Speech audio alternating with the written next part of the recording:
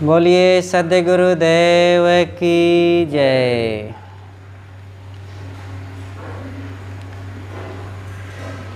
पूजनीय संत समाज, आदरणीय माता जी, प्रिय भाइयों बहनों एवं प्यारे बच्चों, हम लोग जहाँ रहें उत्साहित रहने की ज़रूरत है। किसी भी कार्य को करें, उत्साह के बिना कोई भी कार्य अच्छा नहीं हो सकता है। कर्तव्यवान रहें और उत्साह से भरे रहें। उत्साह तो रहे लेकिन कर्तव्य में ना रहें तो भी बेकार है, और कर्तव्य तो करें लेकिन बुझे मन से करें तो भी ठीक नहीं है। दोनों की ज़रूरत है। सबके अपने अपने अलग कर्तव्य हैं। विद्यार्थियों के अपने कर्तव्य हैं, व्यापारियों के अलग, किसानों के अलग, गृहिणियों के अलग। तो सबको अपनी जिम्मेदारी निभाना चाहिए। कर्तव्य करें लेकिन शौक़ से करें, उत्साह से करें। जब शौक़ से करेंगे तो काम बढ़िया होगा, थकान नहीं लगेगी और मन अपने आप प्रसन्न रहेगा। अब बुझे मन से करेंगे तो उतनी थकान लगती है कि 4 घंटा आप फावड़ा जितना में चलाएं और थोड़ी देर के लिए आप कोई बात को बुझे मन से चिंतापूर्वक सोचें, ये दोनों की थकान उतनी ही होती है। इसलिए सदैव उत्साहित रहें। एक लड़का था तो वो, ये गर्मी के ही दिन थे, वो तरबूज बेचता था। तो तरबूज खरीद करके लाता था। उसके पास खेत तो थे नहीं, घर में उसके माँ थी और वो था। पिता भी नहीं था कोई और भाई बंधु थे भी नहीं। माँ और बेटे ये 2 ही लोग रहते थे और छोटा लड़का था। लड़के की उम्र अभी ज़्यादा से ज़्यादा 14-15 साल की थी। तो वो किसानों के खेत से तरबूज खरीद के लाता और जा कर के सड़क के किनारे बेचता था। बहुत दिन हो गए बेचते बेचते, बिकता नहीं था। कोई उसके माल को खरीदने के लिए नहीं आता था, और जब खरीदने के लिए न आवे तो कोई लाभ भी नहीं होता था।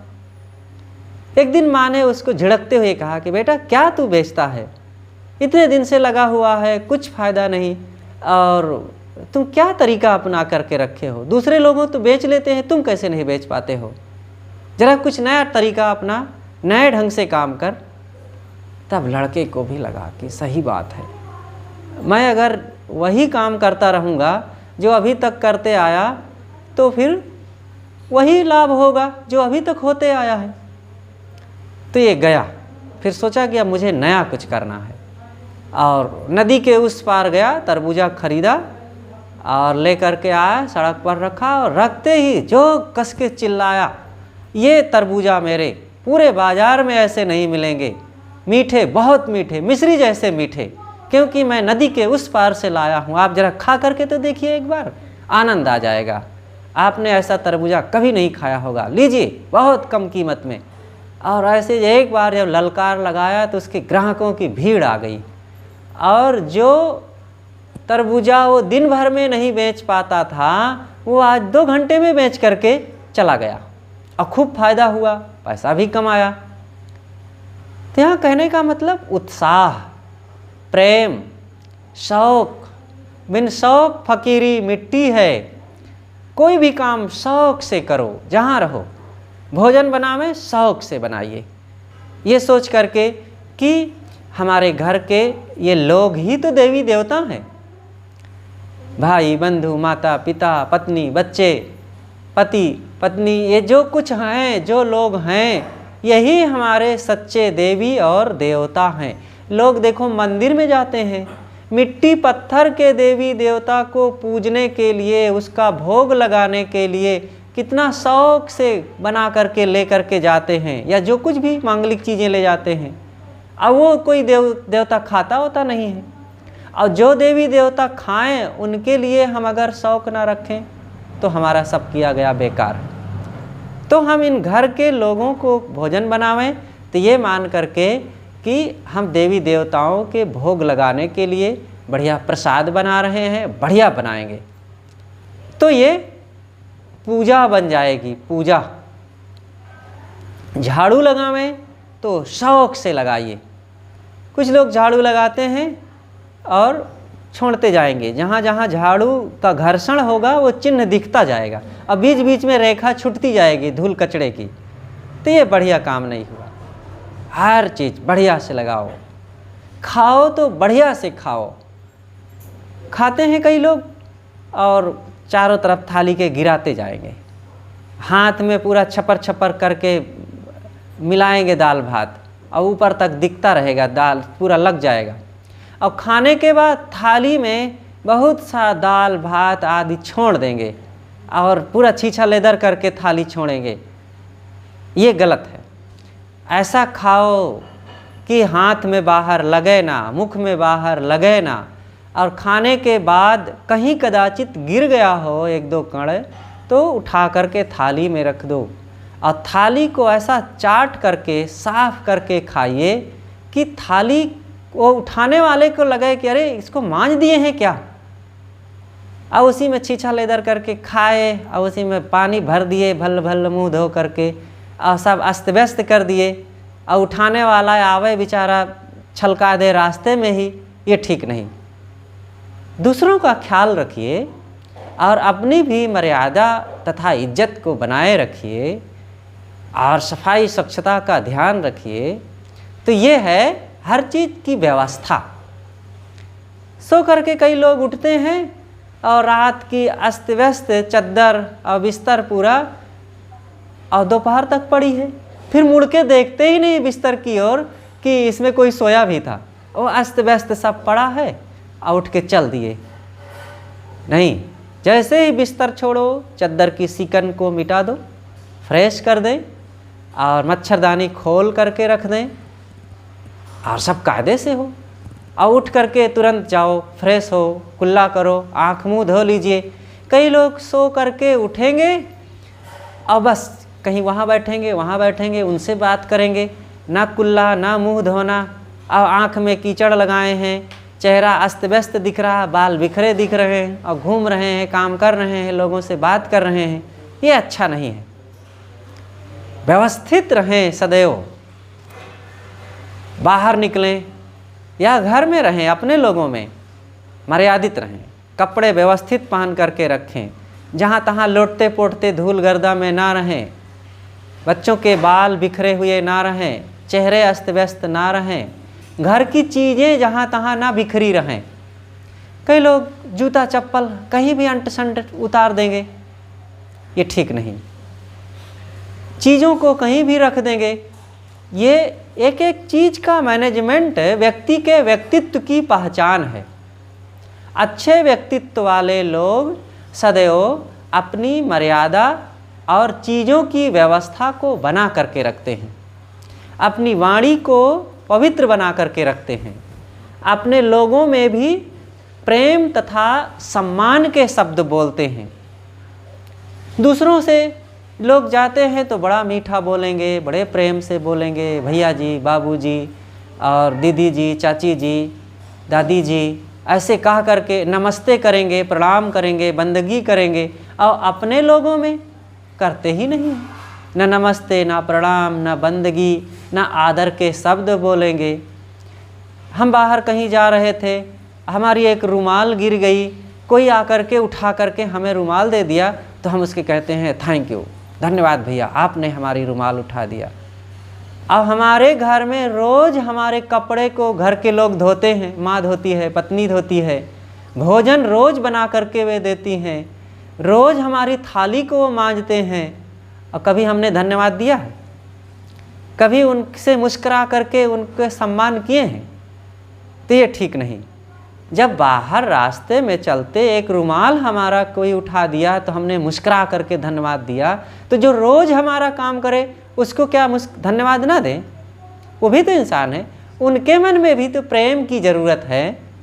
इसलिए अपने घर में भी आभार प्रकट कीजिए, प्रेम दीजिए, रोज़ रोज़ अपना काम तो करते ही हैं, जैसे रोज़ रोज़ वही चीज़ खाते खाते ऊब लग जाती है, इसी प्रकार रोज़ रोज़ आप उन्हीं लोगों के बीच में रहकर ऊब जाएंगे, क्योंकि वही वही स्वभाव प्रकट कर रहे हैं। ऐसा कुछ रहिए अपनों में कि अपने लोगों में भी हंसी खुशी, विनोद, मनोरंजन, उत्साह बना रहे। रोज़ घर में जितने लोग हों, 4 लोग, 6 लोग, 10 लोग, जहाँ जो हैं आपस में बैठें, कुछ बात करें, कुछ हंसें बोलें। हंसी का कहा रोज़ उठना चाहिए। बाहर से आए, कोई ड्यूटी से आया, कोई खेत से आया, कोई ऑफिस से आया, कोई दुकान से आया, और घर के लोग घर में हैं, अब आए अपने अपने कमरे में लग गए, मोबाइल चलाने लग गए। और भोजन बन गया, अब आए, एक बैठ के खा के फिर चला गया कमरे में, दूसरा आया खा करके वो भी चला गया, तीसरा आया वो भी चला गया, और कोई किसी से बात नहीं। भोजन बनाने वाला भी मशीन की तरह बेचारी लगी है, बना रही है, और उस रोज़ भोजन बना के खिलाती है, कभी उसकी प्रशंसा भी नहीं हो रही है। और हाँ, जब गलती हो जाती है तो 4 लोग कह देते हैं नमक भर दिए हैं, भात कच्चा कर दिए हैं, सब्जी तो बेस्वाद बनी हुई है। हाँ, अच्छी चीज़ बनेगी तो प्रशंसा नहीं करेंगे, और थोड़ी सी गलती हो जाई तो सब टोकने वाले मिल जाते हैं। ये है घर को खराब करना। इसके विपरीत होना चाहिए। अच्छी चीज़ बन जाए तो ज़रूर कभी कभी प्रशंसा कर दो, वाह भोजन बहुत बढ़िया बना है, दाल तो क्या पूछना, और पूड़ी भी बहुत अच्छी है। कभी कभी थोड़ा थोड़ा प्रशंसा करो, रोज़ रोज़ नहीं। रोज़ रोज़ प्रशंसा करें तो कहें ये तो पूरा बढ़ती कर रहे हैं, इसकी ज़रूरत नहीं। लेकिन हाँ, कभी अगर भोजन में त्रुटि हो जाए, कभी भात जल जाए, सब्जी में नमक ज़्यादा हो जाए, कोई बात नहीं, खा लो, कोनो पेट भरने में दिक्कत थोड़े हो जाएगी, वो नुकसान थोड़े कर देगा, कोई हर्ज नहीं, खा लेना चाहिए। कैसे गृहस्थी जीवन में रहा जाए, यह भी एक कला है, इन चीज़ों को सीखना चाहिए। एक सज्जन के पास एक नवयुवक आया तो कहें कि महाराज हमको कुछ शिक्षा दीजिए। तो वे सज्जन ने कहा कि अगर ये शिक्षा लेना है तो मेरे मित्र के पास चले जाओ और वे तुम्हें अच्छी शिक्षा देंगे। तो उन्होंने संदेश भी भेज दिया कि एक नवयुवक जाएगा और इनको गृहस्थी जीवन की शिक्षा देना। तो जब ये पहुंचा तो उन्होंने स्वागत किया, बैठाया, और फिर पत्नी से कहा कि लाओ भाई कुछ शरबत पिलाओ इनको। तो पत्नी ने शरबत बनाया और चीनी डालने के बजाय नमक और चीनी का डिब्बा पास पास में रखा था, वो नमक का शरबत बना दिया। और अगर नमक डाला जाए ऐसा जान करके तो थोड़ा डाला जाता है, क्योंकि नमक तेज होता है, तो थोड़े नमक में काम चल जाता है। अब वो चीनी जान करके नमक डाली तो ज़्यादा चीनी पड़ी, बहुत तेज खारा। 2 गिलास बना करके लाई और दोनों को दी, अपने पति को भी और आगंतुक महोदय को भी। तो पति तो पीने लगे और आगंतुक महोदय एक कुल्ला पिए और मुख में जो खारा लगा कि थूक दिए। और देखे कि बात करते करते वो घर के मालिक पीते चले जा रहे हैं थोड़ा थोड़ा। इनको लगा कि कैसे विचित्र हैं, मैं तो थोड़ा भी नहीं पी पा रहा हूँ, ये नमक का शरबत पिया भी कैसे जा सकता है, और ये पी गए।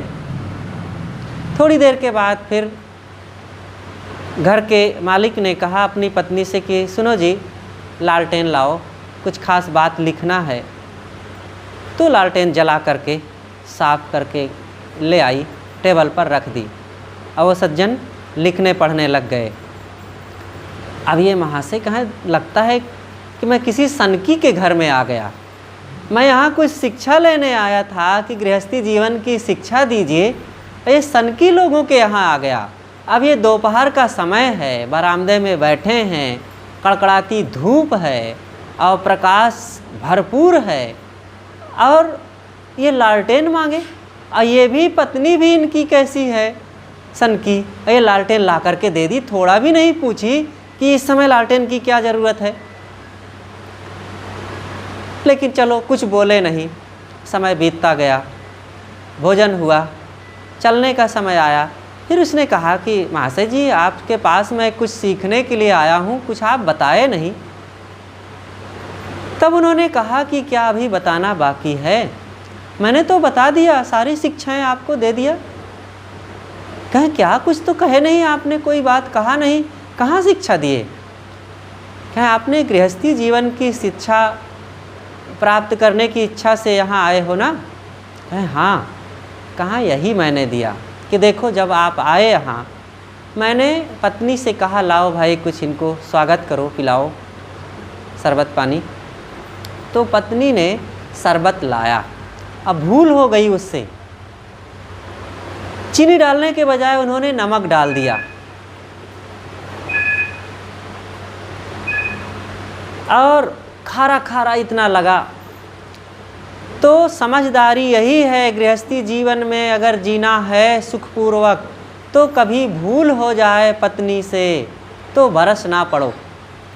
समझ लो कि भूल हो गई है, कोई बात नहीं, सह लो और फिर कह दो कोई बात नहीं। दाल में नमक कहीं ज़्यादा हो जाए, सब्जी में नमक कहीं ज़्यादा हो जाए, जल जाए भोजन कहीं, कोई बात नहीं, हो जाता है कभी कभी ऐसे।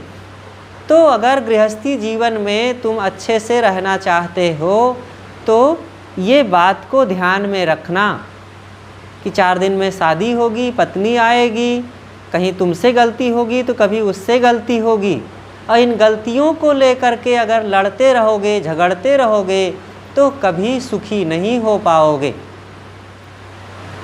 और नहीं तो वही दशा होगी कि जैसे एक मियाँ बीवी थे, वो आपस में बराबर हंसते रहते थे, अपने घर में रहें और रोज़ हंसी का कहा उठता था। तो पड़ोसी लोगों ने देखा कि ये कैसे आदमी हैं, रोज़ हंसते रहते हैं, कभी इनके यहाँ लड़ाई ही नहीं होती है। तो एक दिन एक ने पूछ लिया वो युवक से कि आखिर क्या बात है, तुम लोग इतना हंसते रहते हो, हम लोग तो अपने घर में नहीं हंस पाते हैं, अब आप लोग कैसे हंसते रहते हो? तो उसने कहा अरे अब क्या बताएं, हंसी का राज कुछ अलग ही है। कहे नहीं, बताओ तो सही। कहे देखो, हंसी का कारण ये है कि हम लोग घर में रहते हैं, कहीं कुछ बात हो जाती है तो तुरंत मेरी पत्नी गुस्सा जाती है, और गुस्सा करके उठा के बेलन वो रसोई से ही मुझे मारती है, और अगर बेलन मुझे लग गया तो वो हंसती है, और मैं जैसे वो बेलन फेंक के मारती है मैं भागता हूँ इधर उधर बचने के लिए, और अगर बेलन ना लगा तो मैं हंसता हूँ। तो यही रोज़ होता है और इसी में हम लोग हंसते रहते हैं। तो यही है हमारी हंसी का राज। तो अगर ऐसी हंसी हो घर में तब तो ठीक नहीं है भाई। तो ये समझदारी की बात नहीं। गृहस्थी जीवन की शिक्षा यह है कि एक दूसरे से भूल हो जाए तो सह लिया जाए, गम खाया जाए। फिर उन्होंने कहा कि दूसरी बात, मैंने कहा कि लालटेन जला करके लाओ। तो जैसे ही मैंने कहा कि पत्नी तुरंत जला करके तैयार करके ला करके रख दी। उन्होंने तर्क नहीं किया कि अभी दोपहर का समय है, दिन है, प्रकाश है, तुम क्या आंखें तुम्हारी खराब हो गई है, दिखाई नहीं देता है, इस समय लालटेन मांगने की क्या ज़रूरत है। ये बहसबाजी उन्होंने नहीं किया, मेरी आज्ञा मान करके ला करके जला करके रख दिया है और मैं काम करने लगा। तो ऐसे ही अगर घर में रहना है, गृहस्थी जीवन जीना है, तो आपस में प्रेम करो। तुम कहीं कुछ कह दो तो पत्नी बहसबाजी ना करे, और पत्नी ने कुछ राय दिया है तो तुम बहुत कुतर्क ना करो, कभी उसकी भी बात मानो, और अगर कभी कभी उचित ना हो तो भी मान लेना चाहिए, क्योंकि काम महत्वपूर्ण नहीं है, अगले व्यक्ति का मन महत्वपूर्ण है। उसके मन की रक्षा के लिए भी कभी कभी कुछ कर लेना चाहिए। अब बाद में 4 दिन में पता चल जाएगा कि अरे बेकार है, हम ये चीज़ मंगा लिए। अब उसने कहा कि नहीं, ये वाला जूता चाहिए या चप्पल चाहिए, ज़रूरत नहीं थी इतना कीमती लाने की, कोई बहुत सुंदर भी नहीं था, लेकिन पत्नी ने कहा कि नहीं, ये वाला बहुत अच्छा है। तो कोई बात नहीं, चल भाई ले लेते हैं, तुम्हारा मन है तो। और 4 दिन के बाद पत्नी को लगा कि अरे बहुत हम आकर्षित रहे, कोई खास चीज़ तो नहीं है ये, तो अगली बार वो सावधान हो जाएगी। तो यहाँ पर लोगों का महत्व है, घर गृहस्थी में लोगों का महत्व है। कहीं भी हो, केवल घर गृहस्थी की बात नहीं, हम साधु समाज में भी लोगों का महत्व है, साथियों का महत्व है। हमारे गुरुदेव जी इसीलिए कहा करते थे कि धन धन नहीं है, जन धन है। जन, जन का मतलब लोग। लोग रुपए का महत्व मानते हैं, कपड़े का, गहने का और मकान का, गाड़ी का, मोबाइल का महत्व मानते हैं। साथियों का महत्व नहीं मानते हैं, चीज़ों का महत्व नहीं, लोगों का महत्व माने। अगर पत्नी कहती है कि मुझे ऐसे गहने लाओ और पैसे नहीं है, फिर भी पत्नी बार बार यही कहती नहीं ऐसी चीज़ लाओ, ऐसी सुविधा लाओ, ऐसे कपड़े लाओ, ऐसी साड़ी लाओ, और चीज़ नहीं है, पैसा उतना नहीं है, तो फिर वो पति की कीमत नहीं समझ रही है, चीज़ की कीमत समझ रही है। फिर उसको वही कपड़े से, मोबाइल से शादी कर लेना चाहिए था, गहने से शादी कर लेना चाहिए था, पति की क्या ज़रूरत थी। और इसी प्रकार पति बार बार इतनी डिमांड करता है पत्नी से, ऐसे भोजन बनाओ, ऐसे मेरी सेवा करो, ऐसे मेरे कपड़े धो, ऐसे मेरे जूते चप्पल साफ करो, ऐसे मेरे बिस्तर तैयार करो, ऐसे मेरे लिए ये व्यवस्था करो, और रात दिन वो पत्नी को नचाता रहता है। तो फिर नौकरानी रख लेना चाहिए, उसको पैसा दें, पत्नी की क्या ज़रूरत थी। नौकरानी काम करेगी, प्यार नहीं करेगी, वो सम्मान नहीं देगी, वो काम करेगी। तो अगर काम केवल करवाना है तो नौकरानी रख लेना चाहिए था। अगर पत्नी लाए हैं तो पत्नी से प्रेम करें, उसके दुख दर्द को समझें और उसके सुख दुख में सहभागी बने।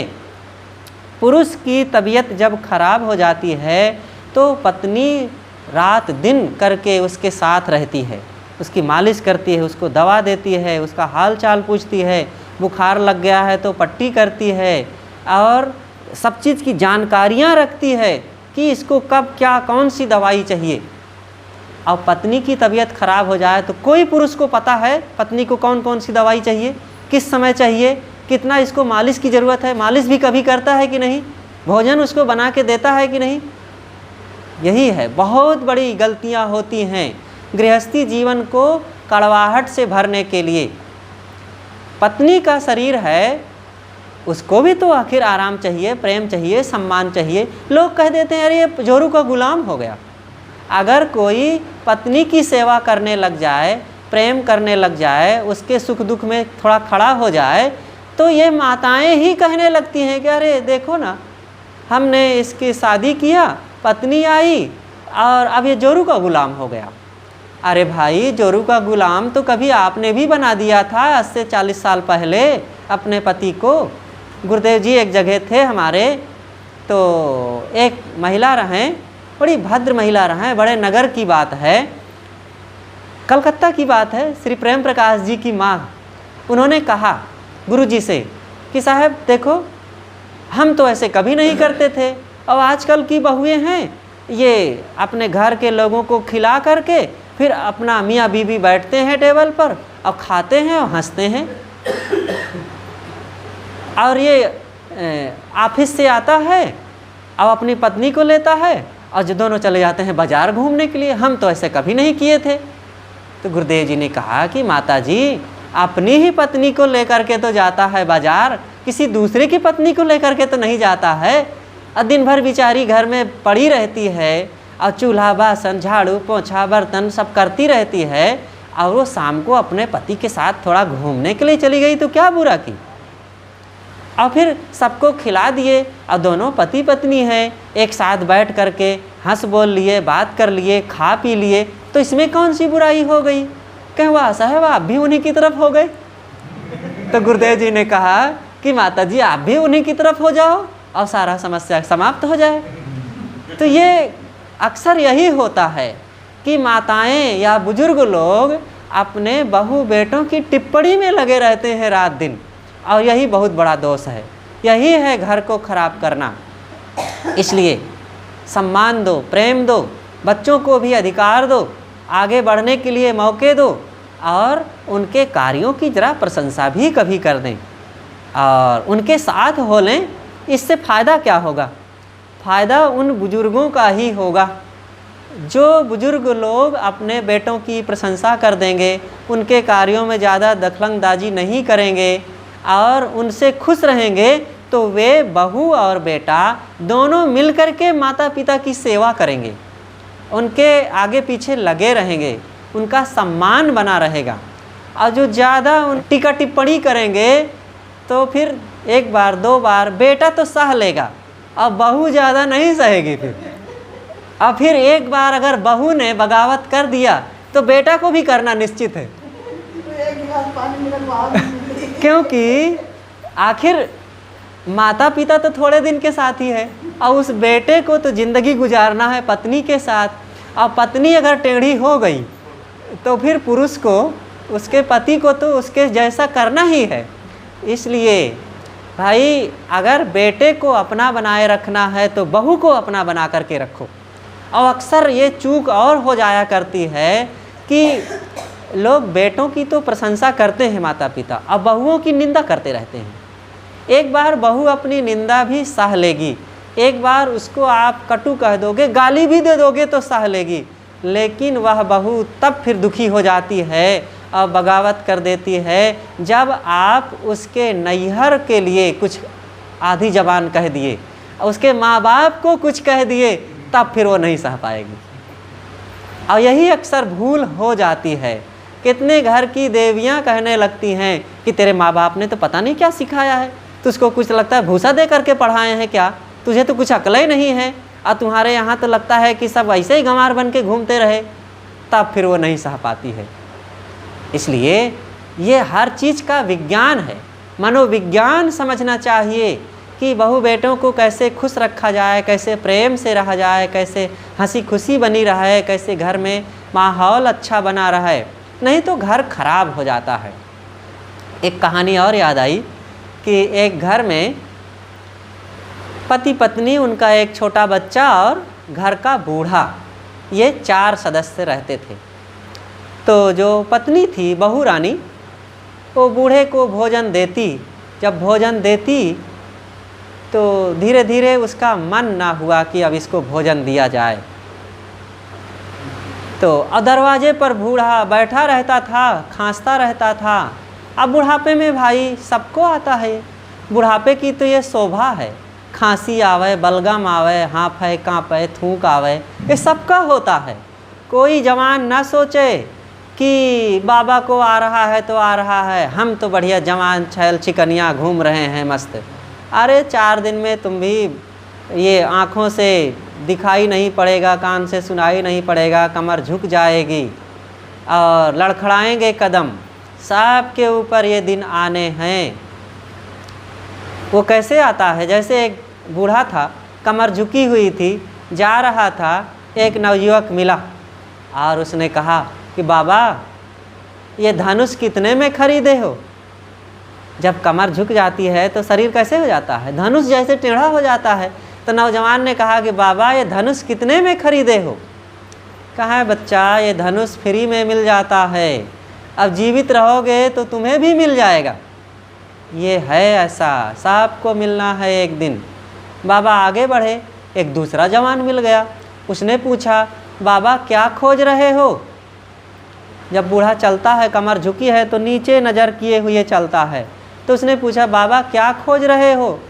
कहा बेटा जवानी खोज रहा हूँ, साहब की जवानी एक दिन खो जानी है और खोजने पर भी वो नहीं मिलेगी।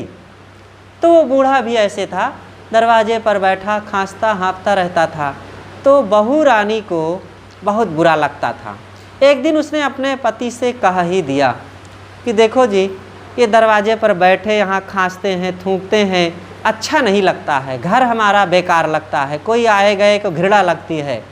ऐसा करो, अब बाबा 4 दिन के साथी हैं और पीछे गौशाला है और गौशाला के एक किनारे टाटी घेर दो और वहीं खाद डाल दो, ये वहीं रहा करें और बढ़िया एकांत भी रहेगा, क्या हर्जा है। तो उसने कहा कि देखो ये पिताजी का घर है, उन्होंने ही घर बनवाया है उन्होंने हमें पाला पोसा, बड़ा किया, पढ़ा लिखा करके शादी किया तुम्हारे साथ, और पिता के साथ ऐसा दुर्व्यवहार करना उचित नहीं है।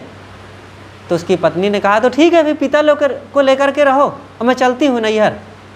अब क्या करे बेचारा, सहम गया। अब अगर पत्नी नाराज़ हो जाए तो फिर बड़ा मुश्किल हो जाता है। ठीक है चलो, पिताजी तो 4 दिन के साथी हैं।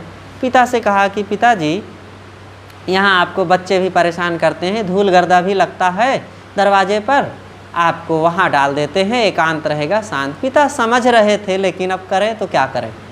ठीक है बेटा चलो, चले गए। अब थाली में भोजन दिया जाने लगा, वहीं पड़े रहते बाबा। 1-2 सप्ताह बीते तो बहू रानी को फिर दूसरा मिजाज आया।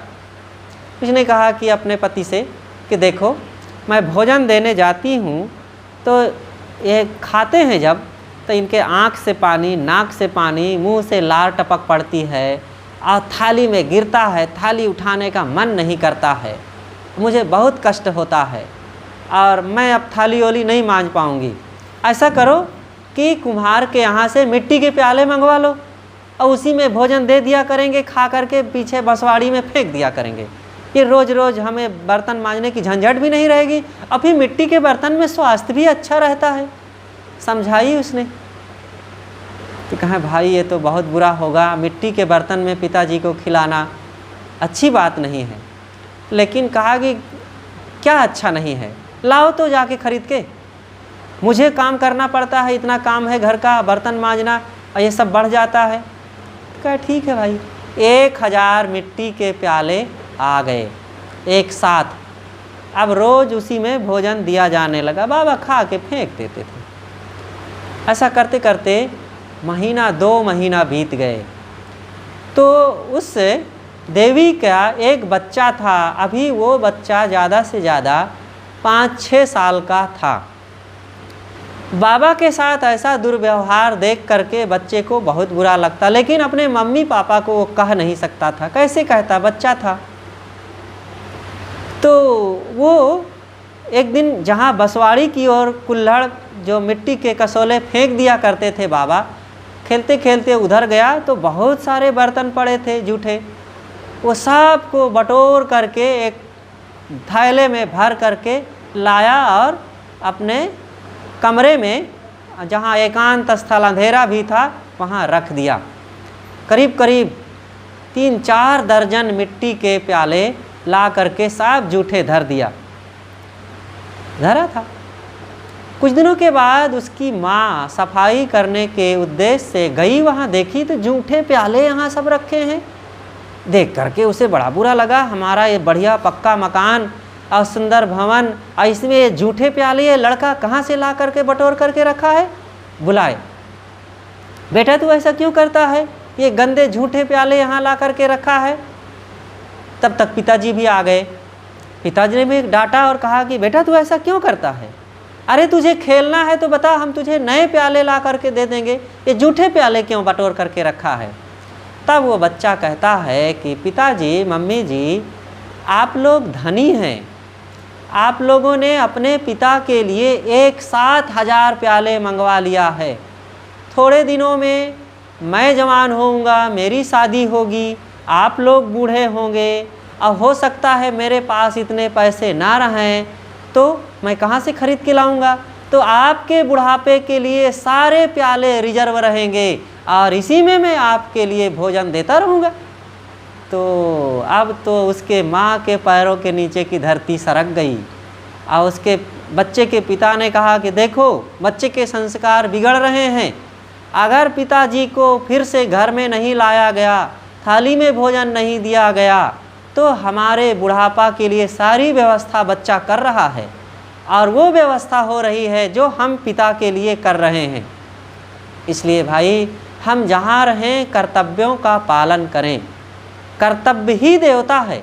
जो व्यक्ति कर्तव्य नहीं करता है और इधर उधर के पूजौल में, देवी देवता में, मिट्टी पत्थर में, पंडा पुजारियों के, गंगा यमुना के चक्कर में लगा है और कर्तव्य नहीं करता, ना सेवा करता, ना सत्संग करता, ना संयम करता, ना त्याग करता, और ना गुरु संतों के पास जाता है, ना माता पिता की आज्ञा में रहता है, और ना पवित्र सदाचार को अपनाता है, तो वह व्यक्ति अपने वर्तमान जीवन को, बुढ़ापे को, सब को वो दुखमय बना रहा है और लोक परलोक उसका सब बिगड़ता है। इसलिए हम सब लोग सत्संग में जुड़ करके अपने जीवन के महत्व को समझें और भक्ति भजन करते हुए अपने लोक परलोक को उज्जवल करें। देखो यह शरीर है, शरीर रोज रोज रोज घिसता जा रहा है बुढ़ापे की ओर, और आजकल में वह दिन आ जाएगा कि शरीर लाचार हो जाएगा और उठना बैठना मुश्किल हो जाएगा, और वह दिन भी दूर नहीं है कि जिंदगी समाप्त। तो समाप्त होने के पहले हम इस शरीर से भजन करें और सेवा सत्संग करें, आत्मबोध प्राप्त करें, ध्यान चिंतन करें, जिससे वर्तमान में हम खुशियों को इकट्ठा कर सकें, शांति प्राप्त कर सकें और परलोक भी हमारा उज्जवल तथा मंगलमय हो सके। और ये महापुरुषों ने, संतों ने, गुरुजनों ने, सभी ने इन बातों पर खूब चर्चा किया है, प्रकाश डाला है, उपदेश दिया है। अब हम ही ना माने तो भला फिर किनका दोष है? ज्ञान है, विचार है, ग्रंथ हैं, सिद्धांत है, जीने के राह हैं, लेकिन हम चले ही ना। राह विचारी क्या करे जो पंथी न चले विचार, आपन मार्ग छोड़ के फिरे उजार उजार। इसलिए सही रास्ते पर चल करके हम लोग आत्म कल्याण का काम करें, जिससे हमारा और हमारे परिवार का, समाज का, सबका लाभ हो। और ये स्वयं के करने से होगा। इसीलिए कहा गया है हम सुधरेंगे जग सुधरेगा। इसलिए हम स्वयं के सुधार पर विशेष ध्यान दें। बस अपनी बातों को यहीं पर समाप्त करते हैं। बोलिए सद्गुरुदेव की जय।